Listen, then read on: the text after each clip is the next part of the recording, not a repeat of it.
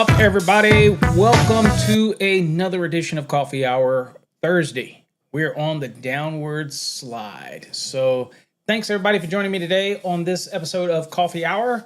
It's great to have you here. We know you can do anything in your morning. It's tough to get started in the morning. I had a rough morning this morning. I just did not want to get going.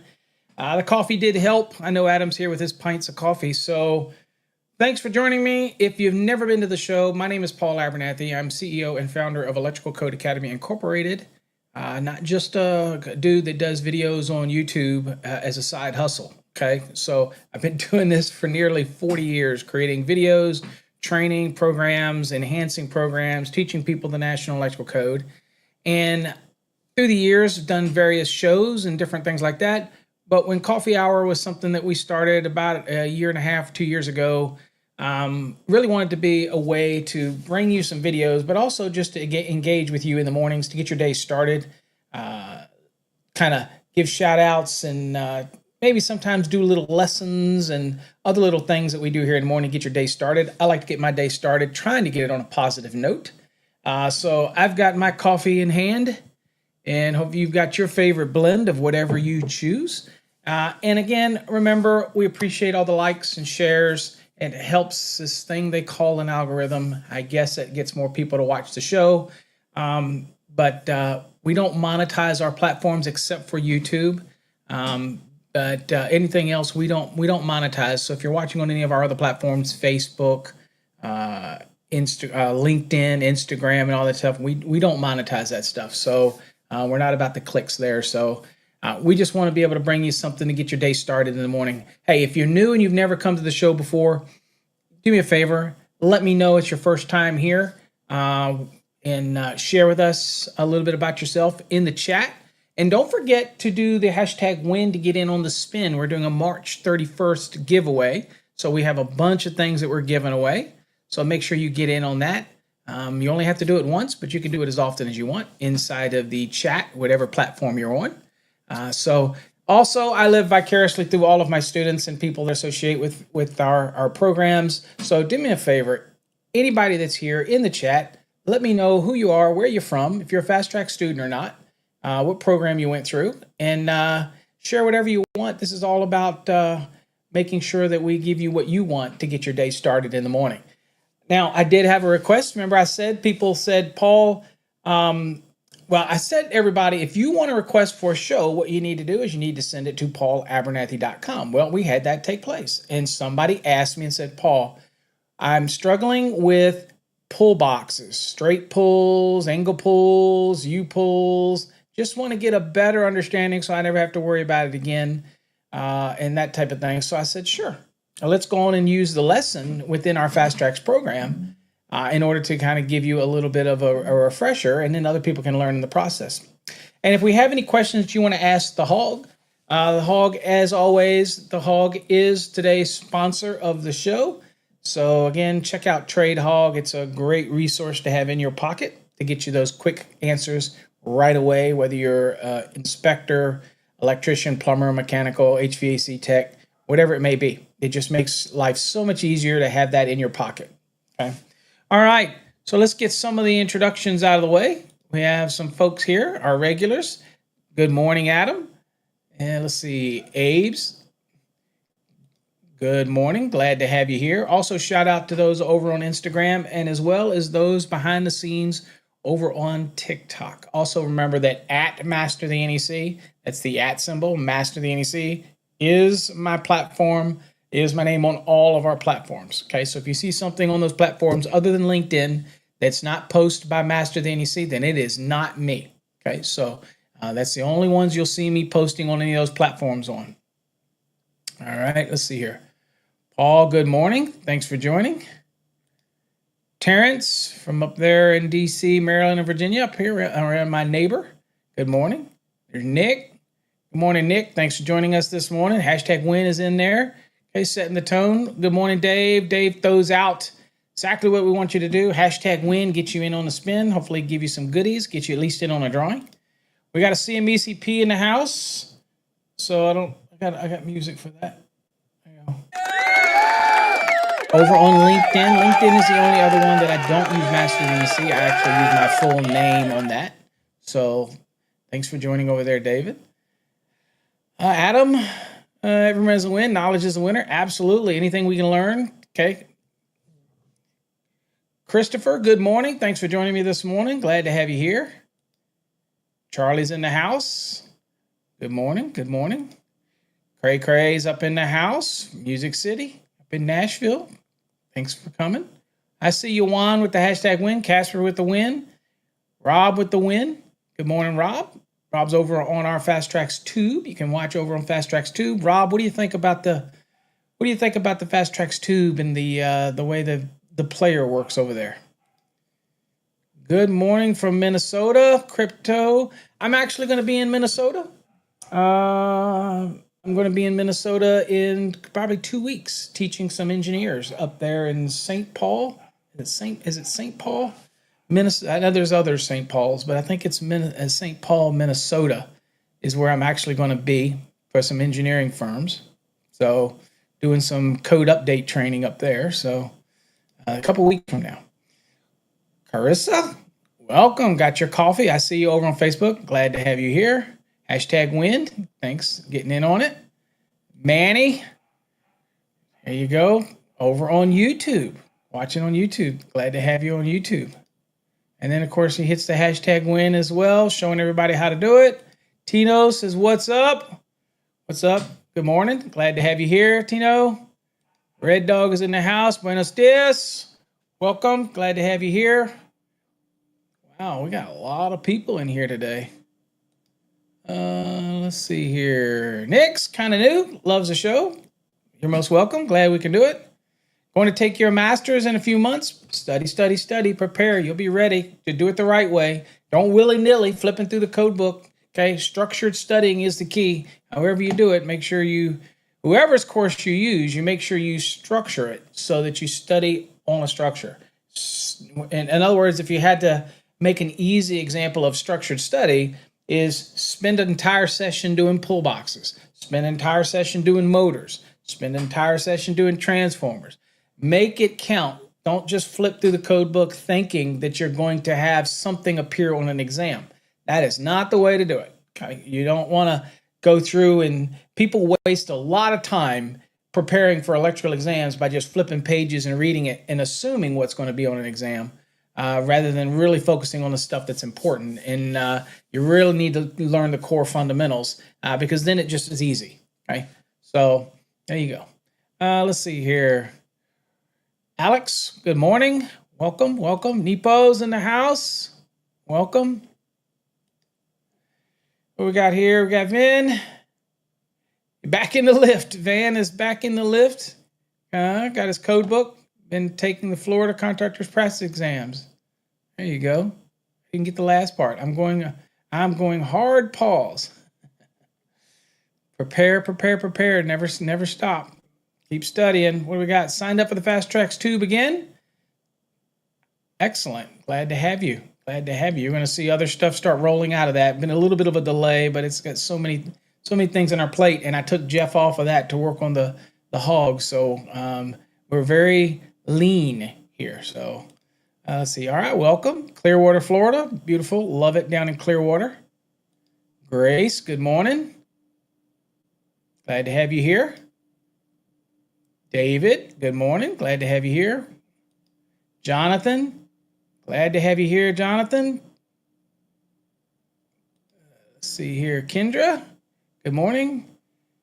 Signing up for the Fast Tracks. We love to have you. And today we'll be actually looking out of Unit 3 in the Fast Tracks, looking at some pull calculations. So we're looking at some pulls, straight pulls, angle pulls, just knocking that out of the way. Yeah, wish.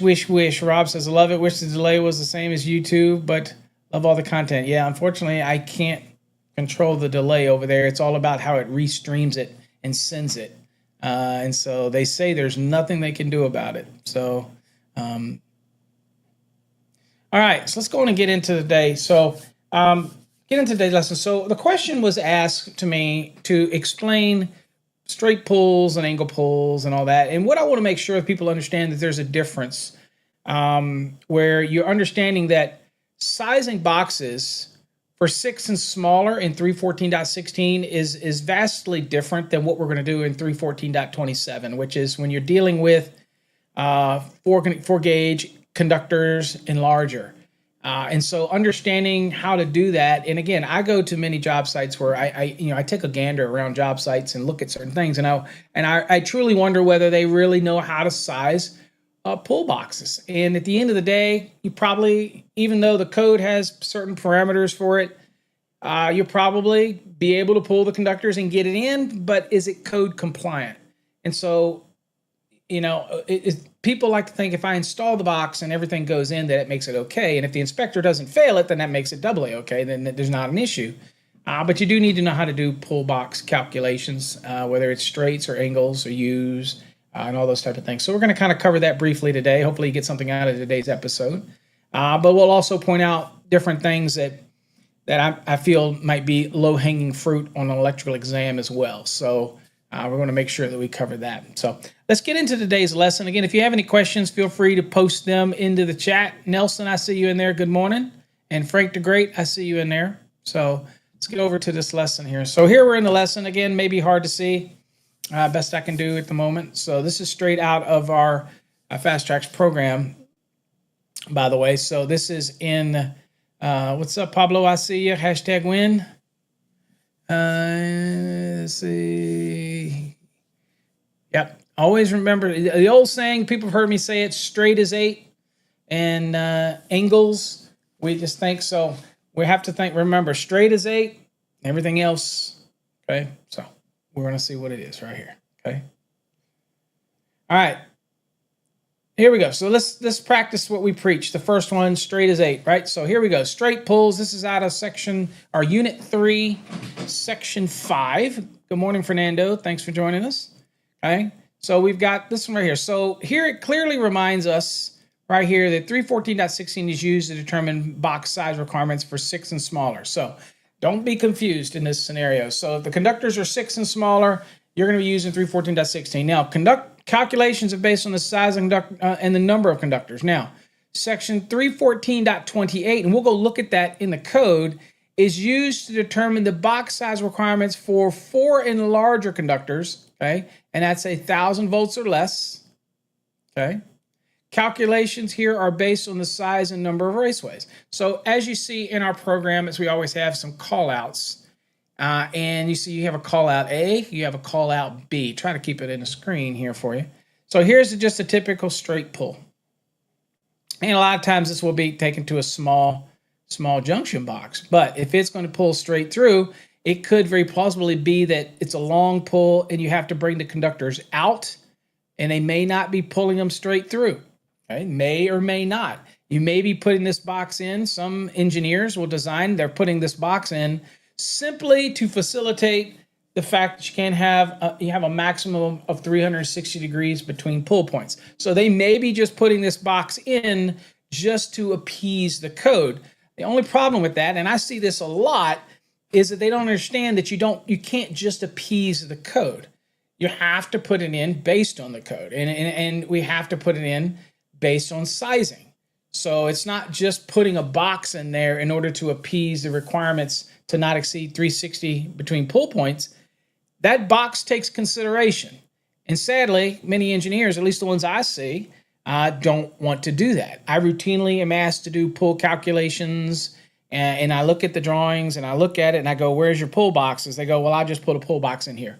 Okay, but you got to make sure you size the pull box properly, right? So if you look at this example right here, A is pointing out the conductors, and these conductors are 4 gauge and larger, okay?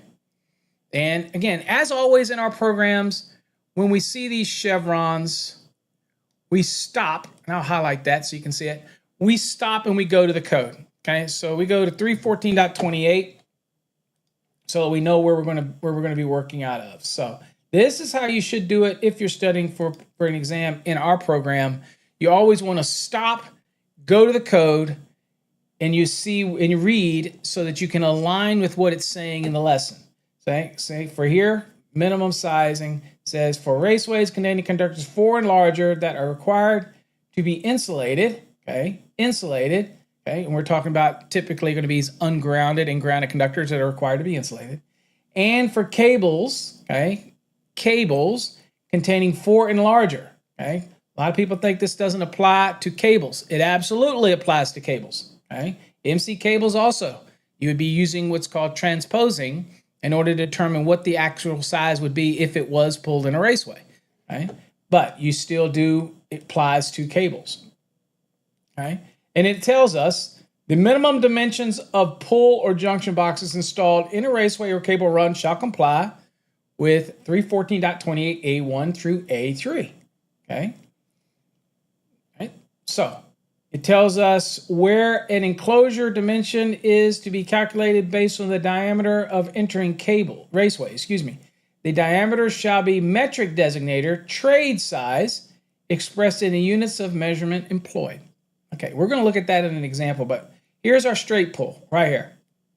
Here's your straight as 8 right there. There's 8. So if we come back to the lesson and we remember this pull. So this is our pull right here. And this is a trade size 2 right here. Hey, good morning, Trey. Glad to see you in here. Trade size 2. Then you just simply do 2 times 8, 16. So this way has to be, this dimension here has to be at least 16. Now, the question people ask is, what's this dimension, right? Well, this dimension can be any size that accommodates the fitting, lock nut, and everything that's in here. So this way only has to be as wide to accommodate the raceway lock nut bushings, okay? But this dimension has to be at least 16 inches. Good morning, Richard. Glad to have you here, right? So simple for this one. 2 times 8 is 16. So this right here has to be at least 16, and it does enclose conductors that are 4 gauge and larger insulated. Okay. Pretty straightforward. Now, as we see right here, the width of the box, again, what throws a lot of people onto boxes and dimensions and on an exam if they're asking you a question, and you know what, they may give you on a question, they may give you where you calculate the length, but the answers, it may be 16 by, and they may give you a 16 by 2 inch, 16 by 1 inch, 16 by 1 1/4, 16 by 3. And you just need to know that if the raceway is a trade size 2, then your selections are going to be at least 16 by whatever width that's going to accommodate the fitting. So it may be just a simple question. In the real world, again, you're going to make sure that you obviously are going to be choosing a box for the proper length. But as far as the width and depth, it is only dictated by the raceway entry itself. Okay, so whatever the width is of the fitting and the connection and the lock nuts and everything that's on the internal, the bushing, that is going to dictate your width, and that's going to dictate your depth on a straight pull. Okay, that type of thing. So, all right, so in this scenario right here, this width and depth has to simply accommodate the fitting. That's it. Okay. There's no specific requirements for the depth of the box, that type of thing. It just has to accommodate. And again, remember in these, it's a straight pull. It's just going straight through. So basically it could replicate a raceway going straight through. But at the end of the day, that is our minimum sizing requirements. So again, for our call outs, just so you can see, this is how we call it out. A says the box width must be large enough to provide proper installation of the raceway or cable, including lock nuts and bushings. Okay, so it's got to be enough for that. B, call out right here, says the box depth must be large enough to provide proper installation of the raceway or cable, including lock nuts and bushings. Absolutely.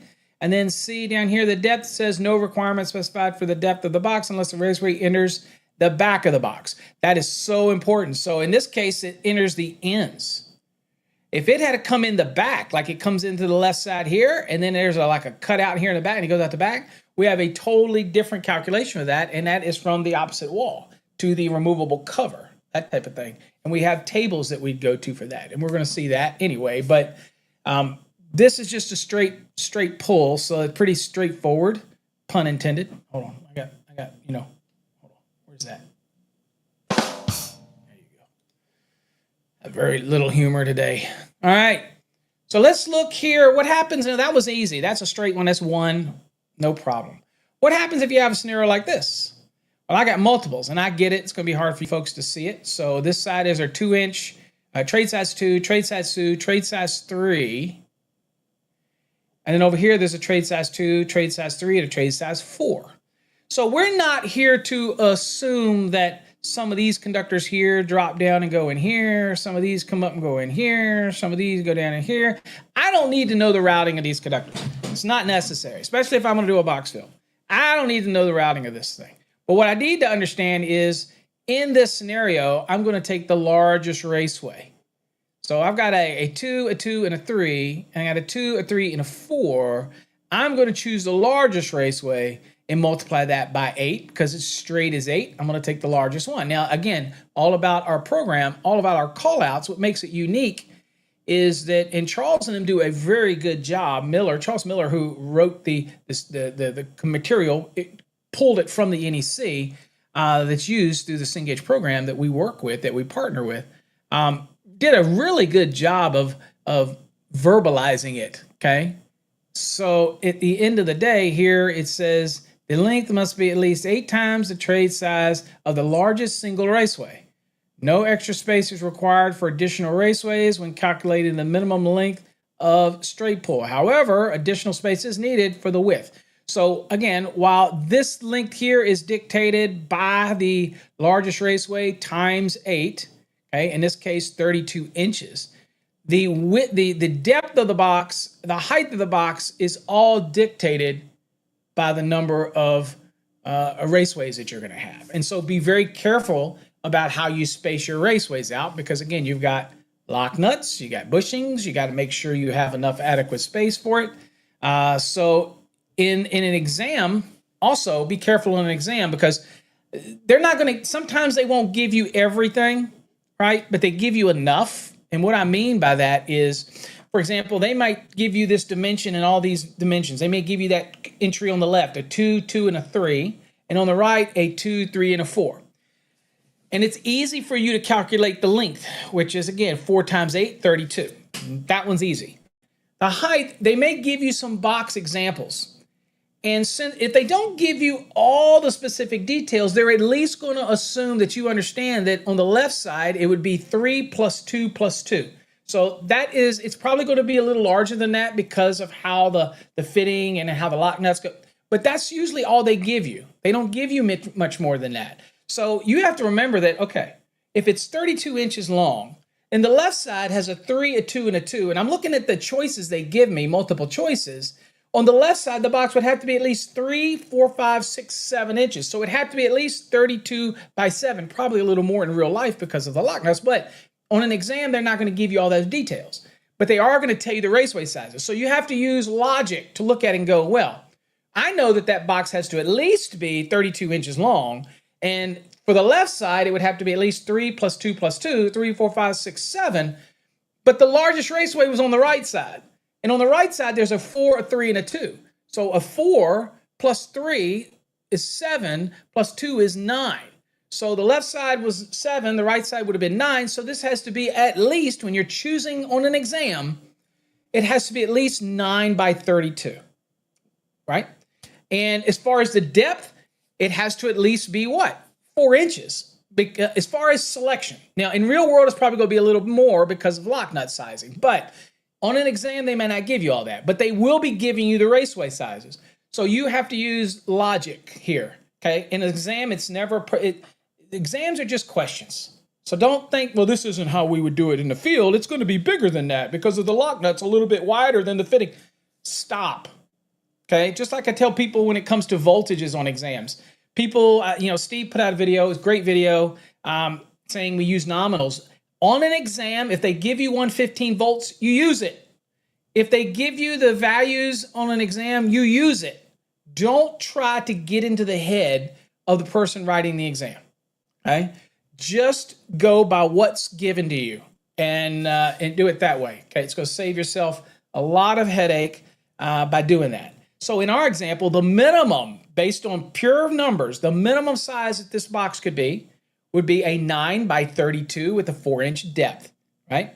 because of the raceways that we have in play. Okay. So that's if I was doing the overall sizing of that thing. Okay.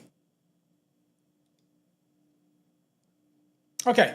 What about angle pulls and U-pulls or splices? Okay. Multiple raceways coming in. All right. So here's our illustration. Just kind of give it a quick look. You see coming in the top, we have a 2, a 3, and a 4. All right. We don't have anything out of the bottom. We don't have anything on this side. But here on the right over here, we got a 2, a 2, and a 3. Now, we're not going to get into how these route. You know, maybe some of these come down and go into here. Some of these come into here. It's not, in the real world, we have to be aware of that, right? Because we have distance between raceways where a conductor comes out of one and goes into the other.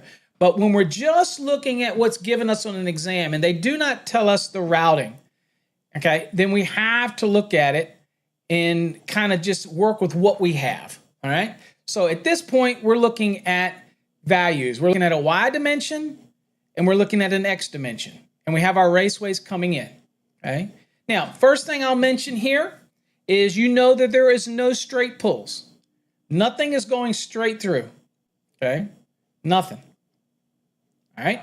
But with an angle pull, we're going to have to measure the entry to the opposite wall.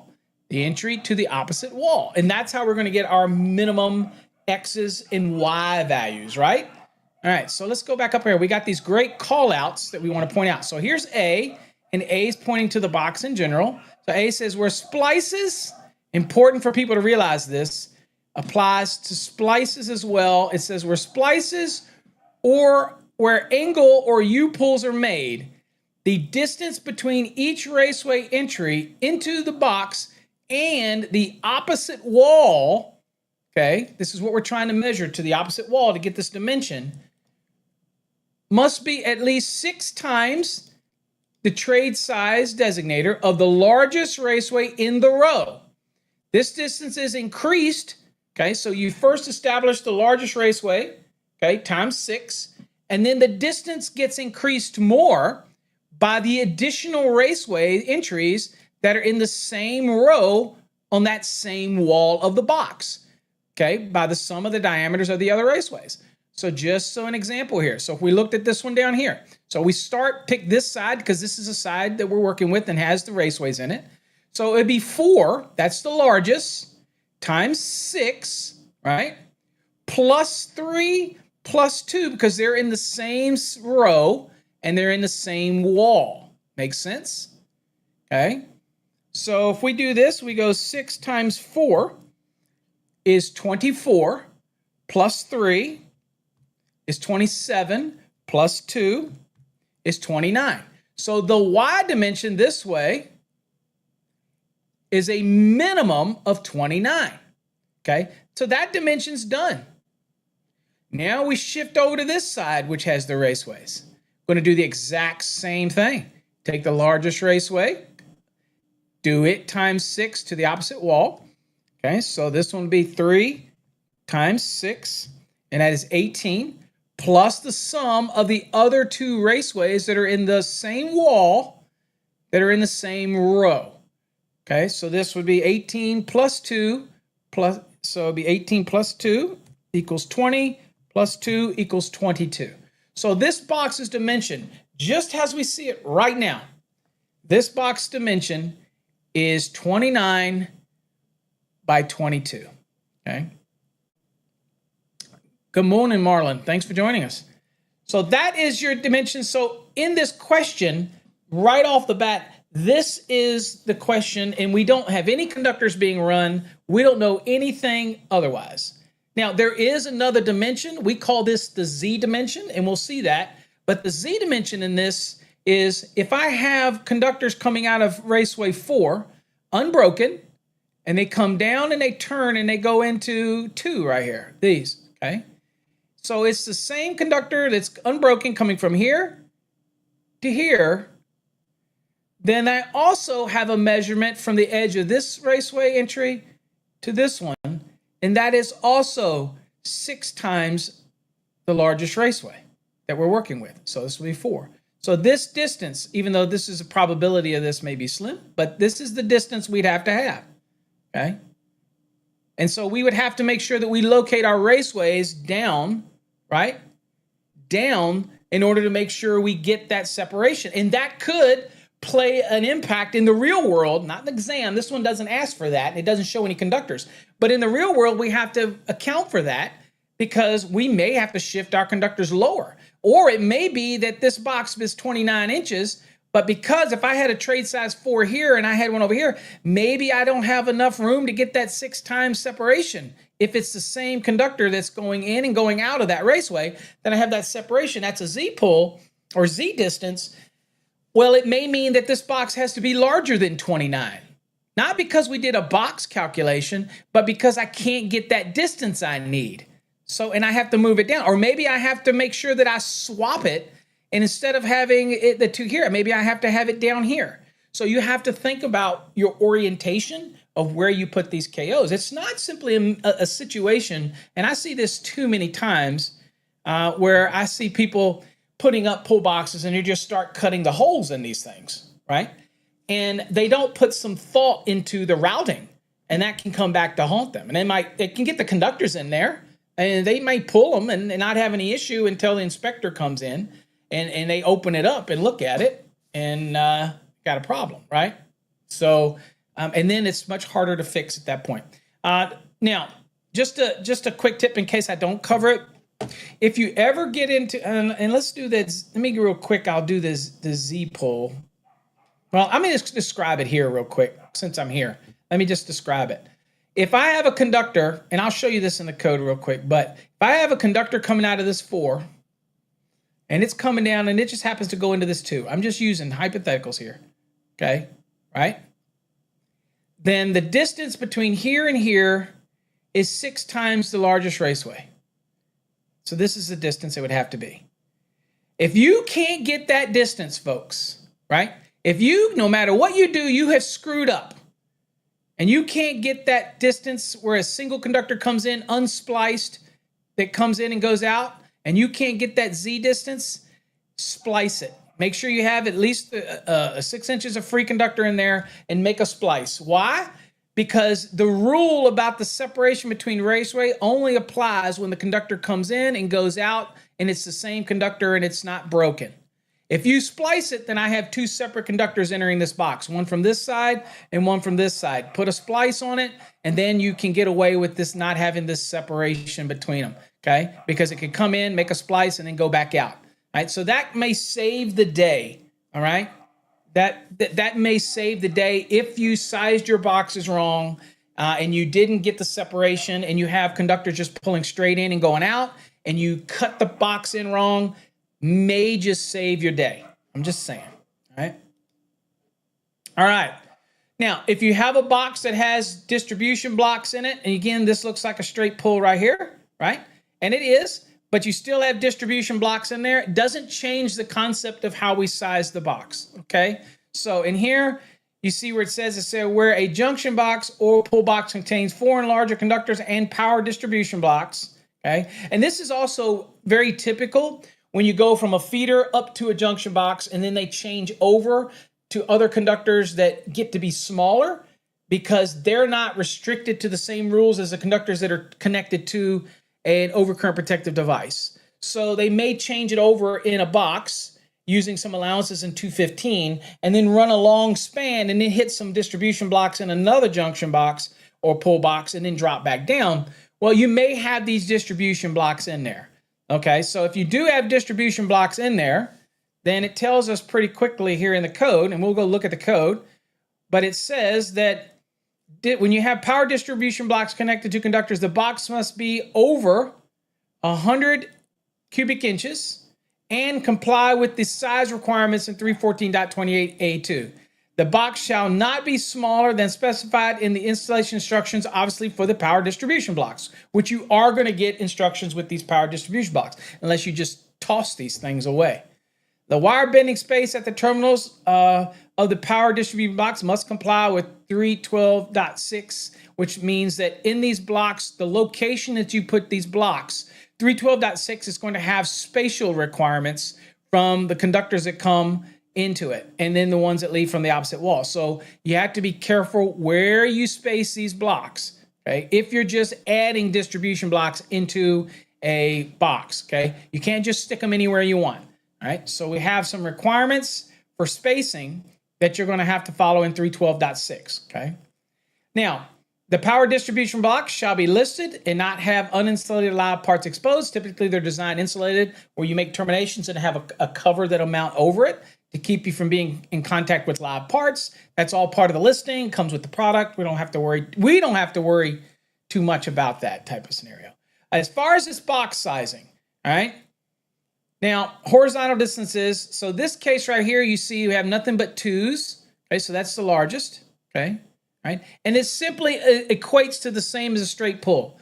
No angle pulls here, right? But you'll notice that because of the way that's being done here, you'll see what it talks about, okay? Power distribution. We'll go look at the code real quick for that. But you see here, it's trade size 2, right? And then you basically go, it looks like a straight pull, doesn't it? But because of these blocks, you got 2 times 6 plus 2, 2, and 2 gives me a total of what?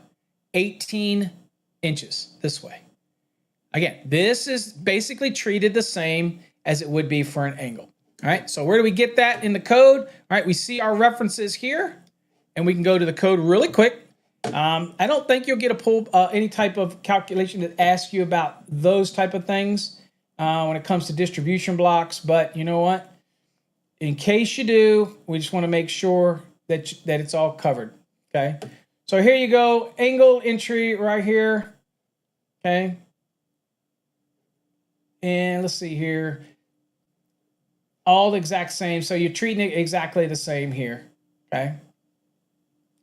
Because it applies, it equates to a splice, okay? So that's how you would do it. It's actually is a splice. You're just using a power distribution block instead of an actual wire nut or a wire binding device or whatnot, that type of thing. All right, back to the lesson here.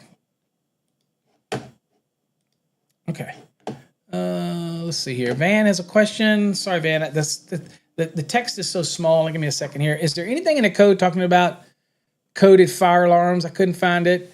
Can you help it? Not in today's episode. We're not. But the NEC typically doesn't deal with the fire alarm except for the circuits for fire alarms and making sure that you mark it and you mark the breaker and fire alarm circuits and the labeling, color coding for the labeling. But most of the fire alarm stuff, other than that, the NEC is not going to deal with. So, and that would be something that would be in NFPA 72 and that type of thing. So not really something that's going to be in the National Electrical Code as far as that. Now, the National Electrical Code most certainly has fire alarm provisions, but that's more or less for the power, not simply the routing or anything like that of the fire alarm. So as far as the best thing that you're going to find for the fire alarm stuff is go to Article 760, and that's about as good as you're going to get for a fire alarm as far as the National Electrical Code is concerned.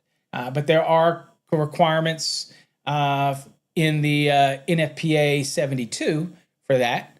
And there's obviously also going to be requirements in the manuals for the fire alarm installation manuals, that type of thing. And we have this book we call the Brown Book that we use when we're doing fire alarm designs and things like that. So, but yeah, NEC, not so much. Now, there's requirements for certain things like color, identifying emergency circuits, all things like that. But the fire alarm doesn't necessarily equate to that if you're talking about pure fire alarm type of things. Let's see. All right, so again, so that's power distribution blocks. Okay, so that's how you would deal with that. You're welcome, Adam. Good luck. Take care.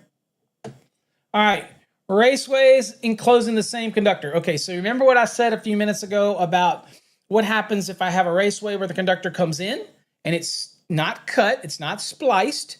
It comes in, it turns, and it goes out another raceway. Whether it's a U-pull, whether it's angles, where it comes in and goes out, you have this allowance or this requirement in 314.28A2 that we can look at. And it says this. It says the distance between raceway entries enclosing the same conductor shall not be less than 6 times the trade size of the largest raceway Okay, so this provision is applicable even if the raceway entries are on different walls. Okay, so we saw this example, okay, right here. So this was kind of like our other example we saw before, where it comes in and it goes down. It's unbroken. Okay, so in this case, you have a trade size 2 on this side, and it would apply to the same one we looked at earlier. So you've got to be careful where you put these KOs here, where you knock them out. Because here you got a box. This box, let's say, is a 12 by 12. This is a 12 by 12 box. And so is it sized right? Okay, well, let's see. Trade 2 times 6 is 12. All right, so it's good that way. This one's a 2, so we're doing this to the opposite wall. 2 times 6 is 12. So this box is sized properly, okay, for this trade size 2 and this trade size 2. However, the electrician chose to put it here in the center because, you know, it looks neater. It's in the center. Well, lo and behold, electrician comes in, an inspector comes in and says, wait a minute. Since this conductor is coming through and continuing down here, then this is the same conductor. Whether it comes out of this raceway and goes in this way, it's the same conductor. So in that case, since these raceways enclose the same conductor, then you're going to have this separation, and it's going to be 2 times 6. So that means this separation would have to be 12 inches. Well, that's going to be pretty hard to do on a 12 by 12 box. So over here, the solution for them is, let's say, I'll have to move this all the way to the right, and then I have to move this one all the way up to the top. And that may give you the 12 inches you need. But in the real world, if it doesn't, what are you going to have to do? Then you're going to probably increase the size of your box, right? So just be aware of that even though your box may be sized properly, you may run into a situation where, again, I cannot get the separation. So again, I told you the little trick that may save your butt in a real pinch. Now be careful, data centers, all those people like that really engineers, you know, in a circuit, they hate splices. They think it's a weak point, and because people don't typically do splices correctly, it can be a problem, right? So we're going to assume you know how to do splices and you're going to do them properly and you know how to do splices. If that's the case, it's not an issue. So what I would do is I would cut this conductor, make sure I got 6 inches of free conductor on each end, and I would, you know, make sure, and typically, you know, in this scenario, they don't pull it too tight because you could screw yourself. Okay. Maybe you have enough on each end to give you some wire back to get your 6 inches.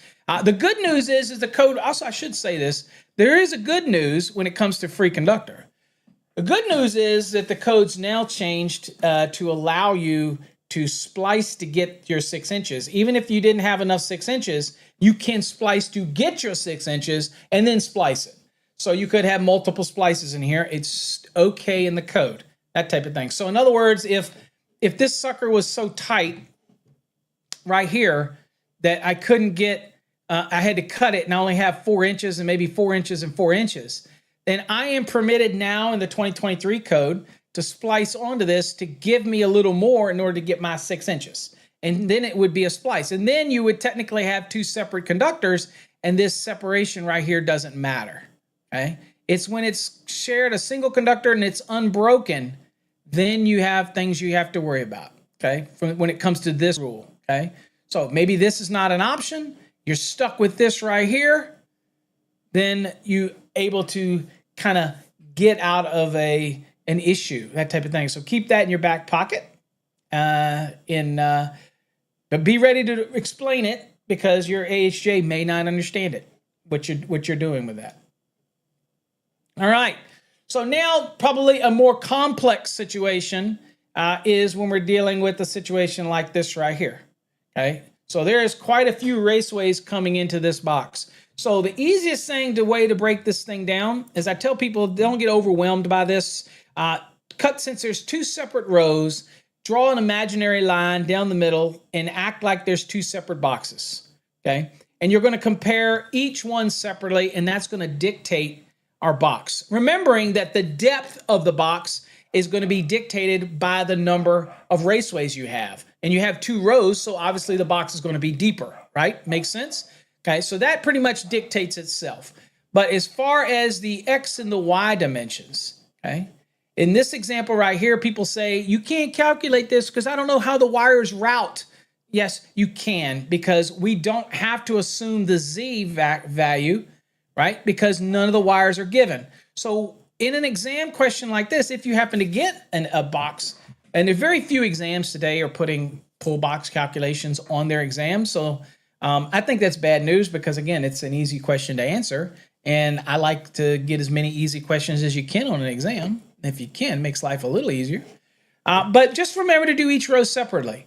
So the first thing that I would do, as you see here, when multiplying rows of raceways, entering the box, calculate each row separately. Make your life easy. Use the single row that provides the maximum distance. That's what you're going to use, okay?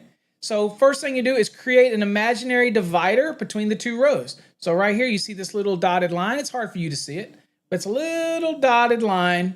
Basically, it looks like this. We're basically trying to separate it out. Do this one first, then do this one, or either one you want, okay?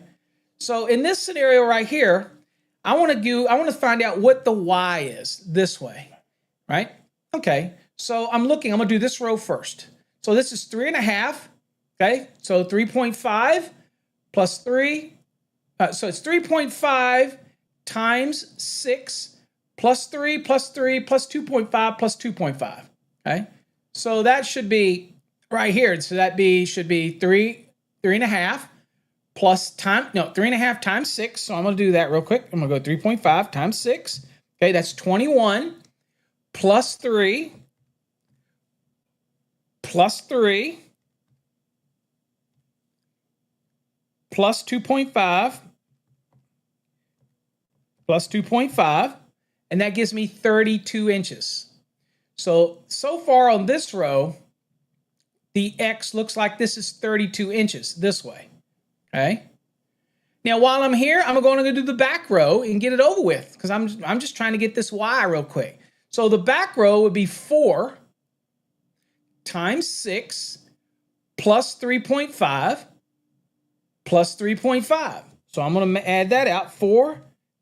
I'm going to do 4 times 6, which is 24, plus 3.5 plus 3.5, and that gives me 31. So far, the front row is the one that wins. So the Y is most certainly going to be 32 inches. Now we shift to this side. Now this side, we'll do the front row first. So 3.5 or 3.5 times 6 plus 3 plus 2 plus 2 plus 2. All right? So let's do that. So let's go 3.5 times 6 equals 21 plus 3 equals 24 plus 2 equals 26 plus 2 equals 28 plus 2 equals 30. Okay? So far with this front row, this X dimension looks like it's going to be 30 inches. So now we're going to compare it to the back one. Okay? So the back one is 4, 4, and 4. Okay? So we'll do 4 times 6 is 24 plus 4 equals 28 plus 4 equals 32. So in this one, the back row wins. So this box has got to be 32 by 32. All right? Now, in the real world, once we start putting wires in this is where the electrician has to use all those smarts and understand how these conductors are being routed. Okay? Because if they're not spliced and they're just coming in and feeding through, remember, you have that Z value. So you have to be very conscious of where you're routing. So typically what I would do is I always had to be conscious about the conductors I pulled here. So the conductors on this side would typically go to the top, and the conductors that were on this side would typically go to the bottom, just so I can make sure that I have that separation. Again, splicing will get rid of that little Z factor equation, but on an exam, you don't assume anything because they're not showing you the routing of the conductors. They're not showing you anything. So you just size what they ask you. Don't overthink any of this, okay? All right. The next would be a U-pull, okay? So if you have a scenario, this is very common to have a U-pull. First thing you'll notice that these are not spliced. It's just simple pull in and pull out, right? So these raceways are sharing, so that same rule is the distance separation is gonna apply. Okay, so that could come back to screw you, but you have to keep that in mind. Now, same as 6 rule. Remember, straight is 8, angle splices and U-pulls are what? 6. So what do we do here? So the same rule applies. You take the largest raceway, right here. Hold on for a second. I'm losing my TikTokers. You take the largest raceway. In this case, they're both 2.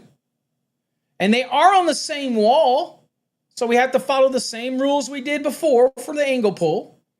So it would be 2 times 6, because that is the multiplier, 6 for the angle pull, plus 2 because it's on the same wall in the same row. Okay, people forget that part of it. So 2 times 6 is 12, plus 2 is 14. So from here to the opposite wall is at least 14 inches. Remember, the depth of this is all dependent on the raceways itself, okay? Just to accommodate the raceway, the fittings, and the bushings and everything. Now, this is the one, since these conductors, this raceway contains the same conductors as this raceway, there are no splices in here. Now I have to worry about that separation. So remember what it says? Take the largest raceway and multiply it by 6. Well, largest raceway here is a trade size 2 times 6 is 12. So the separation between these raceways has to be at least 12. Now, this is what can throw you on an exam, because they might give you something dumb and say, what is the dimensions? And they may give you some dimensions. And you remember, you know that a trade size 2 may have a slightly larger dimension at the lock nut and bushing and all that, but they don't care. They're just giving you a question, so be careful. Watch this. If I wanted to know what the minimum dimension of this, and it gave you some examples, because they do give you multiple choice. We don't most of the time, but they do. And so that's a good thing. And so what you'll do is you'll go, well, you know it's at least 14, but they may give you a 14 by 12, a 14 by 13, a 14 by 16, or what? They may give you 4 options, okay? Well, check this out. If I know that this dimension has to be at least 12 inches between them, and I know that the raceway is at least 12 inches, then it can't be any less than what? 12, 13, 14, 15, 16. Because if this is 12 and I add 2 to that, it's 14. I add 2 more, it's 16. Don't let them get you. Because they may be assuming that, and again, you might say, well, that's not going to work in the real world. I need a little more, maybe a ½ inch more to be able to make this connection. Don't matter. On an exam, in the real world, we take care of that. On an exam, do not let them get you. Okay, if you get that. The minimum size for this box on an exam would be 14 by 16 because of this separation. Now, again, you get stuck in a situation where you put in this box and you didn't think about this, and you bought 2 raceways in right here, and you're just coming in and going out, and you're screwed. Splice these suckers. The best tip you can give somebody is splice them so that now you have 2 separate conductors entering a raceway. It's not a straight through pull, and you get it's going to save the day. Okay.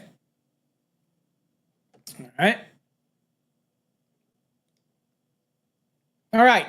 Last one we'll enter today, because everybody asks about this. Hey, remember, Paul, you talked about entering the opposite wall? Well, there you go. So when you enter an opposite wall, so let's look at this example down here. So here you go. So here's a box coming in, and it's going back through the wall. So this is very typical, mounting on the outside of a building. You're running up, and then it turns and goes into the building. Very typical application, right? This is what it looks like from the side, all right? So in this case right here, coming in and going to here, you are still going to have the measurement to the opposite wall, because this is an angle pull. So opposite wall, right? So it is 3 times 6. So this dimension is 18, okay? Now, you still have this. Since this is not spliced, it's coming in and it's going out. You have this same conductor, so you have this angle requirement. This is what we refer to as the Z dimension. That's what I like to refer to it, to kind of differentiate it between the X, the Y, and we have this Z, right? So in this case, it would be 3 times 6. So you have to have at least 18 inches separation here, okay? Unless you splice them, of course. And again, we try to do everything we can without splicing, okay? If we can help it, that type of thing. Now, The other dimension, in this case, there is a depth requirement, whereas you only have the depth requirement in other ones that we've done is to accommodate the raceways. Here, we have a depth requirement because we're entering through the back end. So here is the entry through the back right here. And so now we have to go to a different location in the National Electrical Code. And we're going to show you where we go to do that. But now we have to remember that these conductors coming in are going to be hard to deflect. Now let's say we're running 500 kc mills, okay? Rather large conductors, running them in here, right? And now they're coming in the back and they have to deflect to get down here. And we're assuming we have our bushings on, everything like that, raceway insulated conductors. We're following all those rules. It turns and tries to come down here. So we have to have a distance here. So this is where you get the distance requirement. So where do we go into the National Electrical Code for that? Okay, well here you see down here you have this little application down here. It says, let's see here. Right, where are we at here? Hold on. Right here. So right here, okay? It says where a raceway or cable entry is in the wall of a box or conduit body opposite a removable cover. That's what we had. The distance from the wall to the cover shall be permitted to comply with the distance requirements for one wire per terminal at table 312.6a. So you only take one wire. I know people ask me all the time. They go, Paul, but I've got 3 500s in whatever equipment ground, and they're like, I only use one conductor? Absolutely. The code tells you, just use one. In this case, if it's 500 kc mil, just take one 500 kc mil and go to that table. All right, so that's what we'll do. So we'll go down here, we'll click the table, and we'll pop it up. And this is what we've got right here. And so all we're doing is using the one conductor, okay? Just the one. That's all it said do right here. Table 312.6a, one conductor. In our case, it's copper unless stated otherwise. So we go down to 500 kc mil. Here it is, 400 through 500. And you come over here, one terminal, 6 inches. That's it. That's our answer for that. So we go back, and the minimum that we have is 6 inches depth. Can it be more than that? Yes. Remember, this is a permissive rule, okay? But it's got to be 6 inches, but could it be 8 inches deep? Yeah, well, that's even better. But it may stick out so far. And again, we're just looking for what the minimum rules would be. And so that would be 6 inches. So this box here would be 18 inches, right? And the depth of it would be at least 6 inches. Now, the width of it, this way, since we have no entries here or entries here to determine the width has to be the width that it takes to accommodate this separation. So you just would move this raceway down far enough to make sure that you get at least your 18 inches. So this dimension is going to be dictated by however it takes you to be able to get this angle. This is why this is typically not something they give you on an exam, because otherwise they'd have to give you the distances in order to be able to equate this. And it's kind of hard for them to do on an exam. But in the real world, you got to know how to do this. So I wouldn't be able to come in. I see this all the time. People come in right here, and then they come out right here. They put a knockout right here. And you can't get that adequate separation. So the only choice is to bring them over here and splice them, okay? Because they get screwed out of this. So again, how you install your boxes are critically important to that aspect of dealing with everything, okay? Does that all make sense? Has anybody got any questions on any of that? That's the basics of it. And I won't go over LBs today when it comes to that, because typically LBs are already, and that's a whole separate lesson, but LBs, typically you buy them already set up, and the entryways that come in are based on the raceways that'll connect to it. And so typically those are already sorted out and figured out. And that's why you get service LBs and things like that already figured out for the size of the raceway entry and the number of conductors that can be in there. So typically that's already solved for you. But at the end of the day, not the case when it comes to boxes. So I don't want to take up our time talking about that. I do want to do some giveaways. So let's get to the contests here. Y'all been patient with me. Hopefully you got something out of the day. We're great. Ronald says he has an example, had a pull box on his. Awesome. Okay, I'm glad they're still around. I want to make sure people are definitely learning how to do pull boxes because, again, for me, I think that I see so many of them done wrong in the field, and everywhere. I went to a casino in Oklahoma, went into the parking garage, and just I'm always looking around. And dude, I saw issues, and they were open because they were doing work. But I saw all kinds of, and the wires were pulled, but the covers were off. I guess they were still doing maintenance. I saw so many violations. It wasn't even funny. It's just incredible.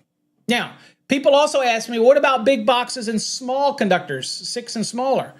Well, it's the same scenario. Every conductor has a cubic inch value in 6 and smaller, 314.16. That box is obviously going to have a lot of cubic inches, so it's probably never going to be a factor if it's a really big box. But nothing changes. If it's a big box, you have to determine the cubic inch. Okay. The rules that we talked about today are only when the 4-gauge and large or insulated conductors.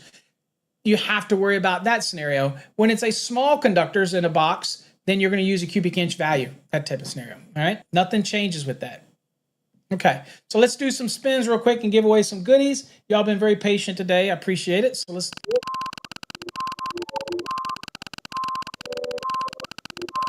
If I bored you with pull box stuff, I apologize. Not really. You got to know that stuff. And I just want to make sure you know this. Absolutely, Paul. All I'm talking about is pull box straights, angles, and U-pulls. That's all today's lesson was about. Okay. All right, Charles. We did not talk about cubic inch when it comes to 6-gauge and smaller. That's box fill. That's different than pull box calculations in 314.28. All right. All right, let's go. Let's see what you get, my friend. Let's spin it. You're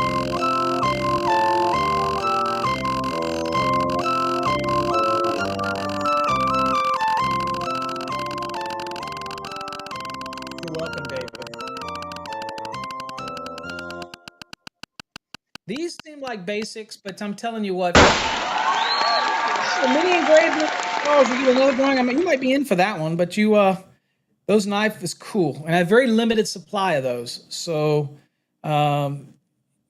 those are pretty cool keychain knives. Pretty cool little novelty thing. As far as box, I was talking about pull boxes. It may seem some of you people listen to this and they see it and they go, "Gee, Paul, I know that." But I'm going to tell you, in Unit 3 competency review that we do, number 2 question or number 3 question is a simple pull box count. It's very simple. It's on our competency review, and I've been doing this for years. I'm going to tell you, and I'm not lying, folks, probably 90% of the people get pull box calculations wrong. I'm not making this up. On our competency review, it's like number, y'all know it. Y'all are in the fast tracks. David, you remember it. It's even in the CMECP. When you're in Unit 3 and you do the competency review, the second or third question is a box with raceways coming in it. It asks you how to do the box sizing. 90% or greater get it wrong every time. So I have stopped where I think, this is so basic that people don't need to understand it. I have stopped thinking like that. It's just great information, and I hope everybody learns because, again, it's a simple process of sizing boxes properly, and then it's going to be better for the wire. You're not going to risk damaging it. It's going to make the pull easier because you're going to have enough room to work with. You're not going to be bleeding your knuckles trying to get things in boxes. Again, tell me how I know. So it's just going to make life so much easier. I'm just saying.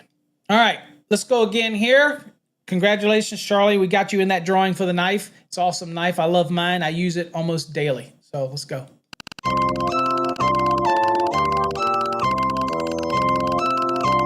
Charlie, if it's rigged, how'd you win?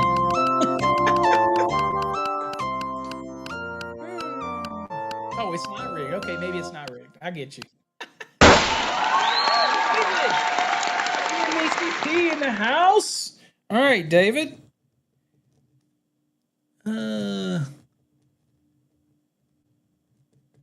Right. Let's spin this thing. I love David. He did amazing in the CMECP program, and he's a great asset to our industry. We appreciate all you do as well, David. So let's go. Let's spin it. Let's see what we can get, David. See what we can get David registered for. David's down in Florida. I won't hold that against him.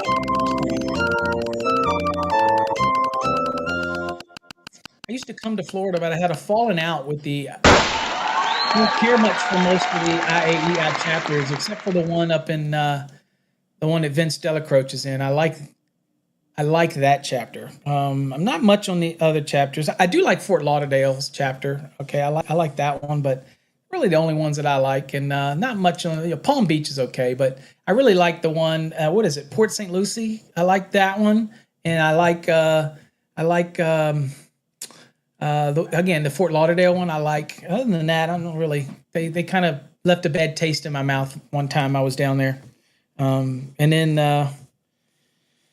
Terry set me straight. He's a good friend of mine, Terry, and he passed, but he was the one that got me down there. Oh, Terry. He passed away years ago. All right, David, what we got? All right, the bidding and estimating course. Actually, be honest with you, David, this is even great for plans examiners and reviewers. Understanding bidding and estimating course is amazing. Get you in that drawing. It is over $500 value. Actually, the guy that teaches that is literally an expert. Is an expert in that stuff, and so he adds so much other stuff to it. Right? So you'll give that away. Well, do you want to spin again? Actually, you know what? If you don't want, I can spin again. You want me to spin again, David, and give you another chance at something else? Because it may not be something that you're interested in winning. So rather than give it away, it's like a $500 value. You want me to give you something else? I'll spin it for you. Let's see. Let me know, and I'll spin again for you. Nepo says, where do we send questions in again? When you want to suggest topics, I'll trade a knife. All right. Hey, here you go. We're doing some bargaining. Hey, David, do you want Charlie's get in the drawing for the knife for Charlie? And do you want to give yours to put Charlie so Charlie can be in on the bidding, the course? How about y'all? Y'all are bartering here. We got people bartering in the room. So y'all want to do a trade? I'll put David, I'll put you in for the mini knife, and we'll put Charlie in for the bidding software. What do y'all say? Look how this is how we do it. We got family here. Everybody here is negotiating and see what they can get. That type of thing. Charlie says he doesn't want the knife. David, do you want to get in on the drawing for the little knife, the mini collector's knife? I'll even customize it for you, David. I'll put CMECP on it if you want, if you win it. Anyway, we'll see what they got to say. The question was, where do you send the questions again? Anything that you want to be talked about or discussed here on the show is sent to paulabernathy.com. Okay? paulabernathy.com. All right. So, David, I'll put the knife for you, and I'll put the bidding software for Charles. All right. That worked out. All right. So let's do this. Let's do it again here. Let's go. Look how that all worked out.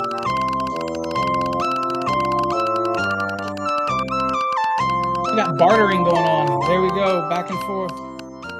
Hey, yo, Gracefield. Yeah. Everybody's plugged in. All right, Red Dog. All right, Red Dog. Let's see here. All right, let's see what we got here. Let's see what we can get for you. I've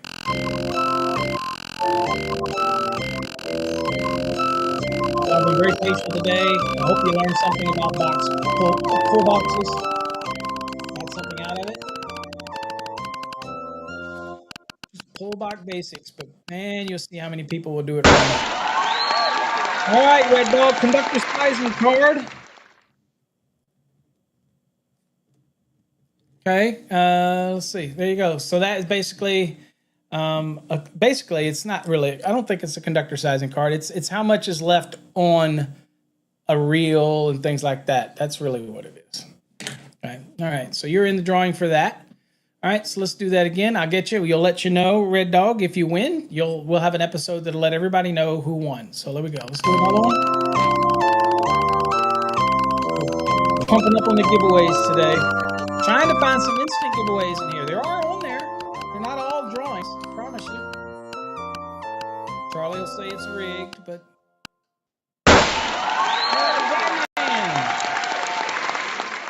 All right, Van Man. Let's see what you get. More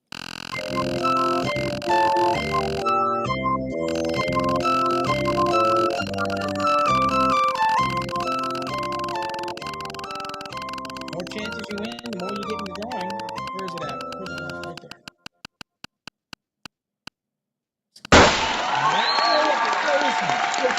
All right, Van Man, you get 12 months of Fast Tracks Tube. If you already have that, let me know. If you're already a Fast Tracks Tube member, let me know. We will spin again for you if you already have that. And oh, by the way, David, I will also be sending you, do me a favor, David. I probably have it in our records, but email me your full address again, because I have a CMECP coin that I have to send you.